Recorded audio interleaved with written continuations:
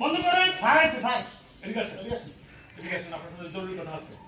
Sir, কি কথা? এই আপনি কিস্তির টাকা নিয়ে বলে কি শুরু করছেন? স্যার, আমার বাচ্চার আব্বার কোনো কাজ নাই। কিস্তির টাকা কেমনে দিব? বাচ্চার আবার কোনো কাজ নেই? এই বাচ্চার আবার কোনো কাজ নেই, এটা আপনি জানতেন না? আরে স্যার আমার রাস্তা আটকে হুন্ডার আটকে তারপরে কিস্তির টাকা দিতে বাচ্চার আবার কাঁদতে সেটা তখন কইছে।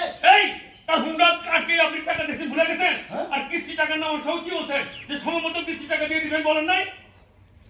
স্যার আজকে এই মহিলাকে বাদ করা স্যার চরম বাদ উল্টা পাল্টা কথা বলে, ফালতু কথা বলে। আজকে তার ঘরের থেকে টাকা নিয়ে তারপর আমরা যাবো, ওর টাকা ছেড়ে দেবো না, কিস্তি টাকা নিয়ে যাবো।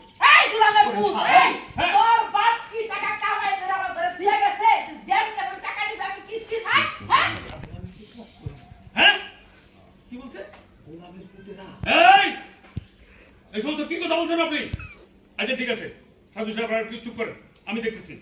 শুনেন, সব সব করে একটা কথা কয়ে যায়, আপনি যদি 2 দিনের মধ্যে কিস্তির টাকা পরিশোধ না করেন হ্যাঁ। তাহলে আপনার ঘরে দামি জিনিসপত্র যা আছে